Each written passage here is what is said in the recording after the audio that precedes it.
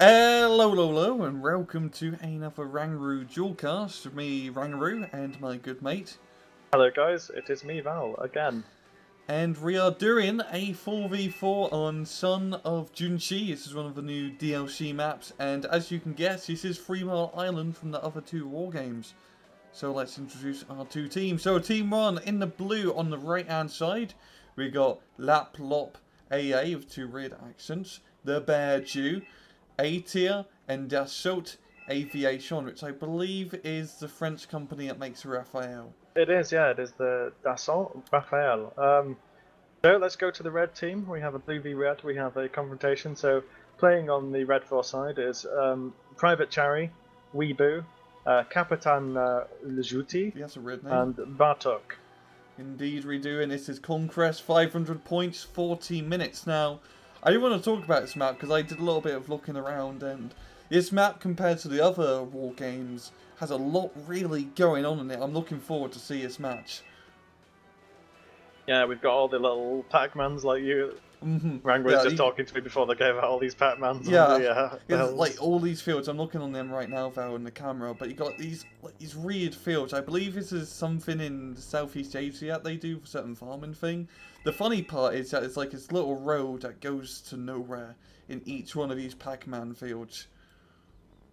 Yeah, very interesting stuff. We've also got all these little islands here, which now that we have amphibious units in this game compared to the previous iterations of Wargame, you can put some very cheeky ATGMs or AA on there if you want. So Yeah. a lot of cool stuff. Like I can So, see a lot of good players, like maybe putting like some ATGM guys in the closer to the mainland stuff. That'd be a great place to, put cheeky stuff in, and that's just like another layer of all like strategic thinking you can do. yeah, so before we get too carried away, let's have a quick run through the decks because we could probably talk about this map all day. Even then So we could. yeah, so let's start on the blue side. So Lapio Pa. I assume that's how it's pronounced. Probably not, but I apologise, Lapiopa, if I butcher your name. But he seems to be playing like a Scandi deck, which Okay. is very strong at the moment and very fun. Lots of cool infantry. The Bear Jew is playing a NORAD deck. He's rocking the Canadian and US joint Commonwealth. Oh, Canada.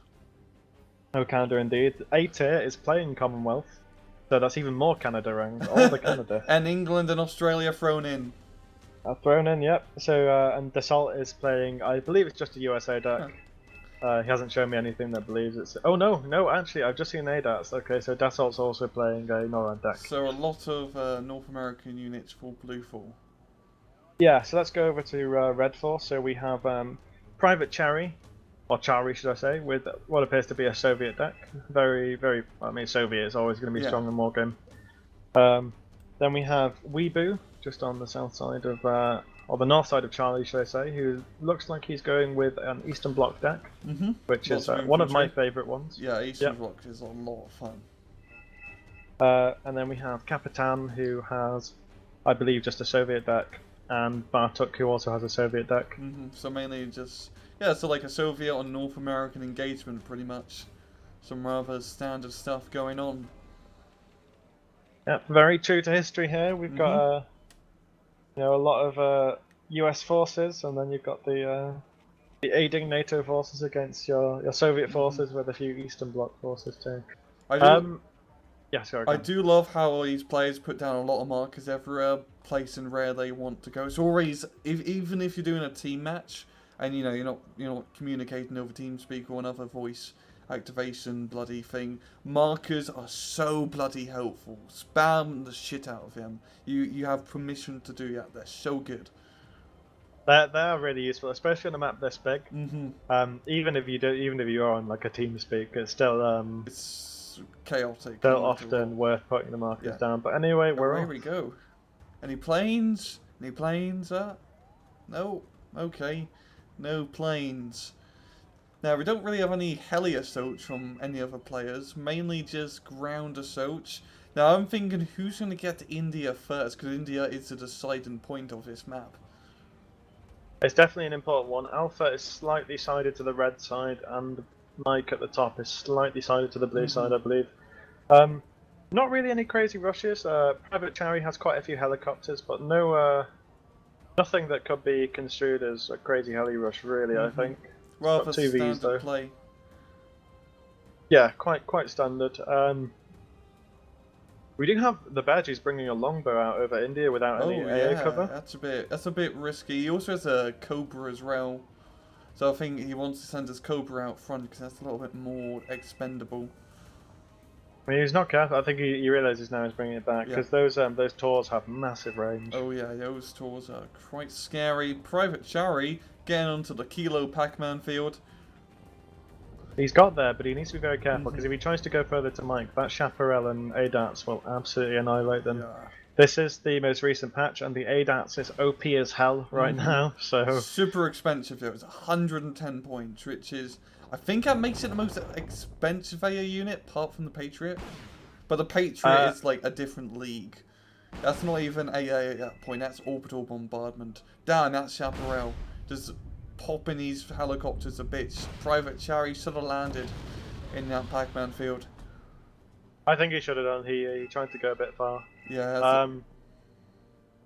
Let's take a look down on the bottom side because we've had quite a bit of action on the top, but we've got the forces of Bartok and a few from Capitan coming into Bravo, and a command chieftain. Ooh. I've not seen one of those in a while. Damn. Especially not brought up from the start. This is interesting because he doesn't actually have any other forces in Bravo. Yeah, it's just like the one lone guy sitting there. There's a lot of tanks up to the north, but that's just really defending this one choke point. And what I find interesting from Bartok is that most of his force is infantry and light armor, no real heavy tanks.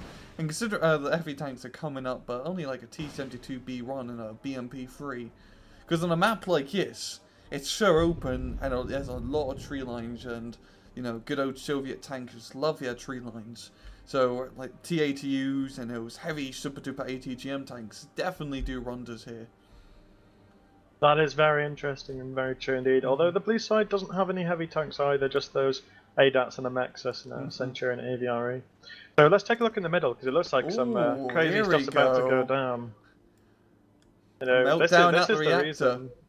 This is the reason you go Scandinavian a lot of the time, and I'd almost be willing to bet this guy might even be playing like a Motoro Scandinavian deck because he has a lot of infantry and lots of Fallschlägers.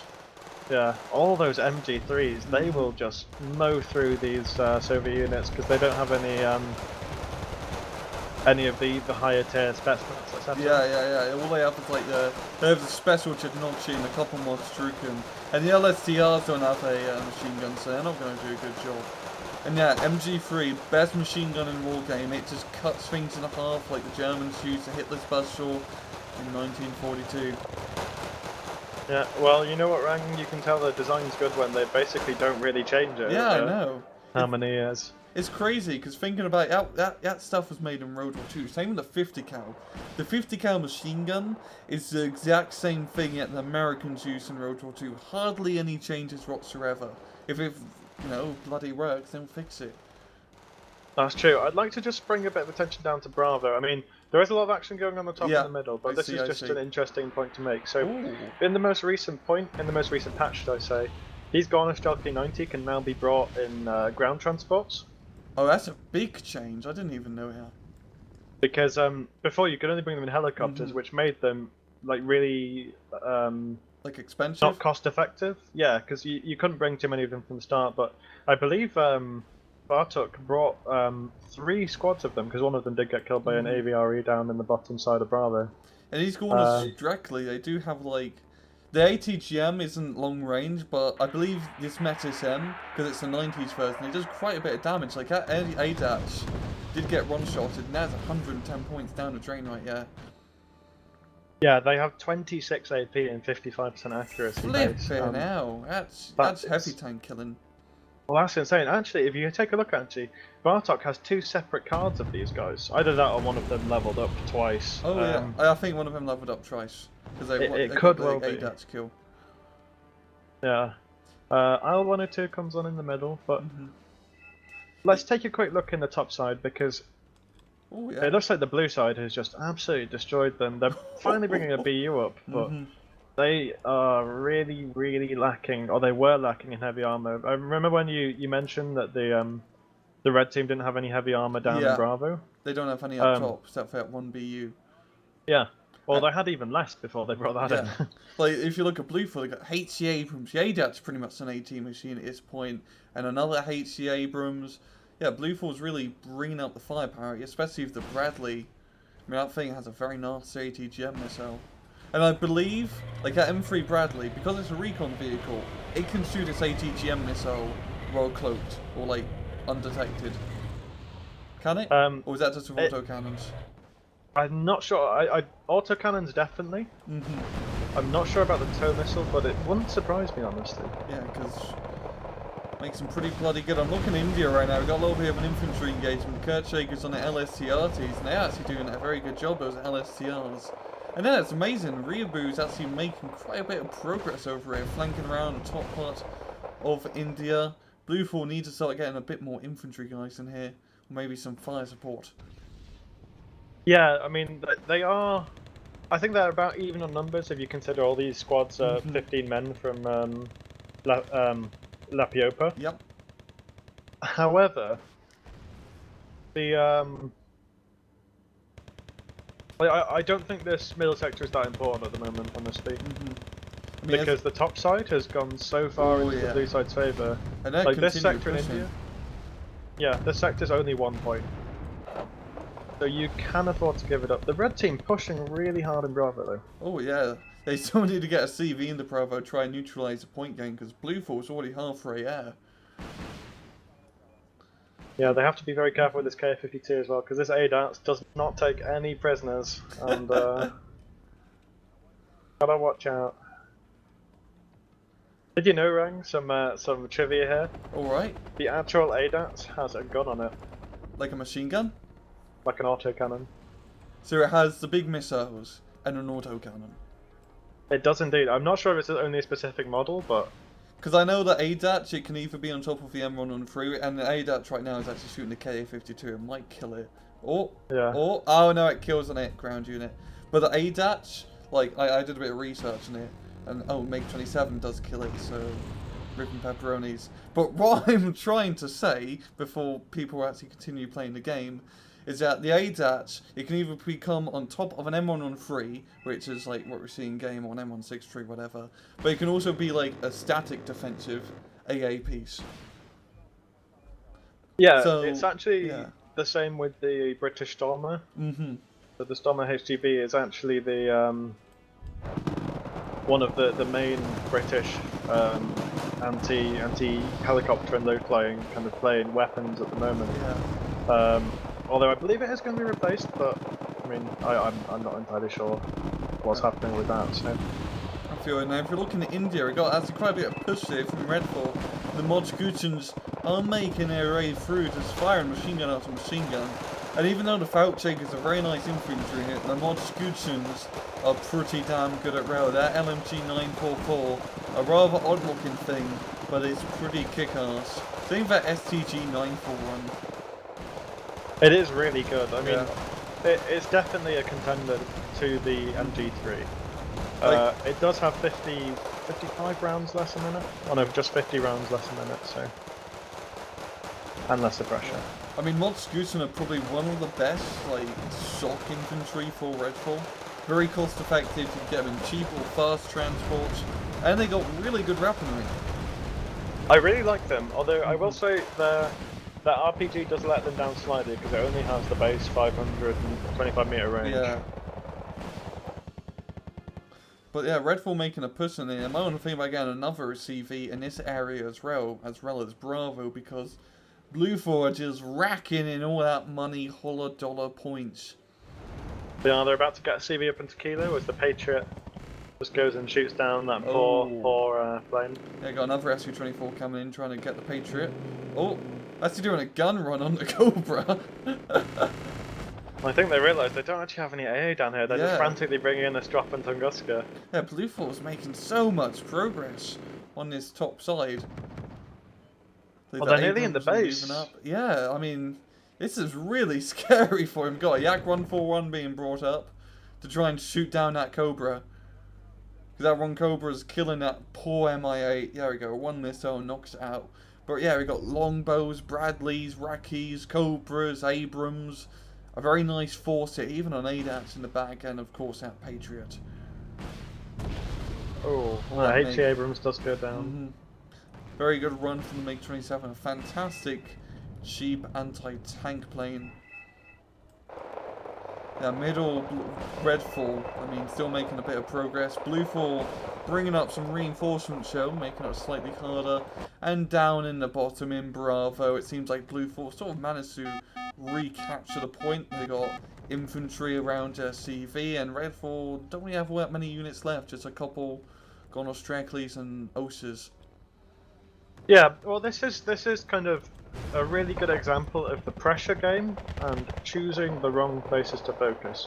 So, the Red Fort, and specifically Weebu, has put so much effort into capturing this middle sector in India that the top side suffered massively. I mean, like it was misplays by the players on the top side. I believe it was Private Chari who had the heli rush so that didn't work. Yeah, just didn't go to plan. I think with this map, you definitely, I don't think you can afford to do that sort of thing with helis, because the Gulf spawn is so close to Mike that enemy like chaparrals will be in range of your helis. Yeah. And also, there's not really anywhere to put the infantry. The only real town fight is slap bang in the middle. Heck, I believe that's the only infantry sectors that you can put infantry in on the entire map. Let me look. Not quite, rest, there are a few. Yeah, in like the spawns. But well, there's one down by Bravo. In Bravo. At the bottom. Oh yeah, it's like that little area. And I believe there's one up top north of Kilo. But that's really it. There's not much urban environment. So on the flanks, it's all about the tank play. It's all about that tank play. And also it's rather flat. Except for it is, yeah. Because the hills aren't too big, they only like slightly go upwards. Which is quite nice. It's definitely quite nice. This Centurion AVRE, absolute hero. I think he's going to go down at Bravo, but he just nearly killed like a T-72, I think, on his own. Oh yeah, it's on like low HP. That's the T-72 almost out of ammo, only 3 shots left. Yeah.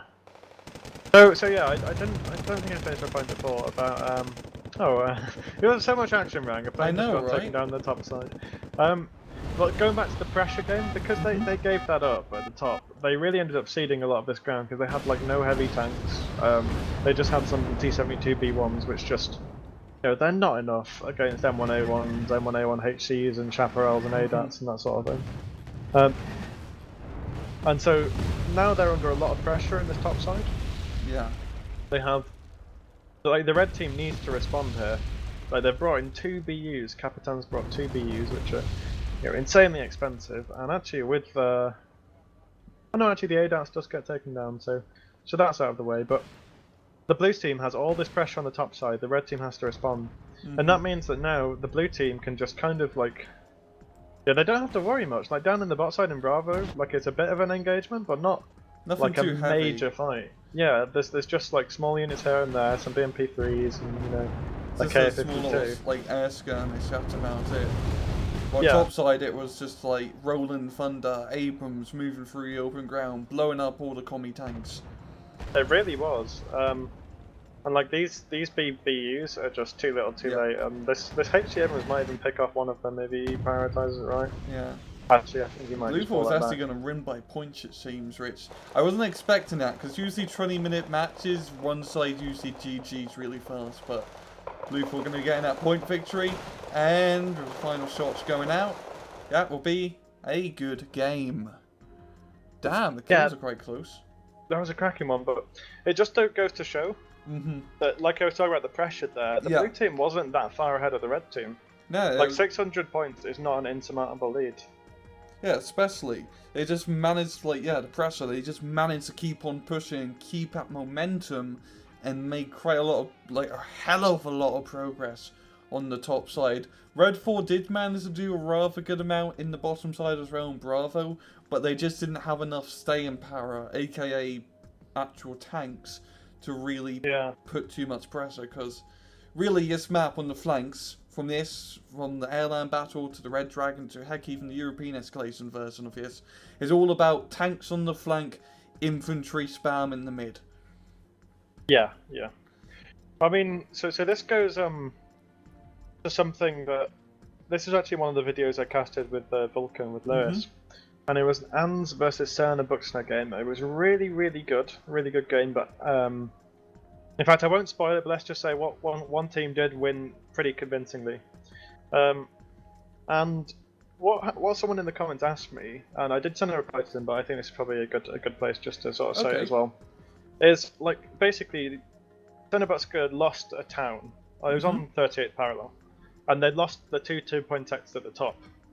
And someone asked me, like, how do you come back from that? How do you retake that town? And like, I think a lot of people need to stop thinking of the map as left and right. Yeah. Because if someone invests that many points at the top, because the points were pretty out of control in that game. Like the winning team did out micro the other team. But in a lot of games, you'll have games where the points are quite similar, like this. Yeah. Right. It's not too many kills and difference. Yeah. So what you have to think about is you can try and retake that town or sector or whatever, but that doesn't always work. Sometimes it's better to put your resources into pushing like on the equal opposite side. Yeah, because on the flanks, usually, undefended, unguarded, easy to take. Yeah, like if you just, I mean, it does take a little bit of counting and a bit of game knowledge, but if you kind of just think about what you've killed in one sector and what's been killed of yours, and how many points worth of things are there, you can sort of estimate how much must be on the rest of the map. So if a team starts off with like 2 players on one side, with like 2 BUs, like a Tunguska, all like heavy good stuff, all this crazy expensive stuff, you know the other side is ripe for the picking. If you can hold off on this side, then the other side is going to be really weak comparatively. I mean, it doesn't always end up that way. Sometimes, some players are really good at playing defensively in this game. But I think that's just something people need to think about: is don't play the map just like a flat line, because don't tunnel vision. Yeah. Because I have that problem as well, where you just want to like retake that town because they took that town off you. It's my goddamn town. That kebab shop belongs to me.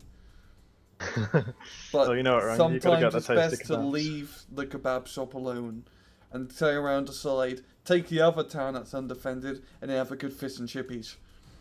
Oh well, fish and chips is the superior, the greatest of all takeaway meals. So amen. But yeah, that was a fun match. I really love this map. 3 Mile Island is probably one of my favourite Wargame maps of all time, and seeing it back in Red Dragon is a blast. Yeah, not only that, I think they've improved it, honestly. Yeah, they did a very good job. I love the islands, and the amphibious stuff really works on this map. Too bad I didn't see much amphibious play on this one. I think you would see that more on because there's 2 variants of the map. The other variant is where you start on, like, one team starts on one side of the river, and the other team starts on the other. Where the river cuts through, like, the middle, but horizontally, instead of vertically. Yeah. But yeah, that's all we have time for. This has been Rangru. And Valh. And as usual, guys, please just take it easy.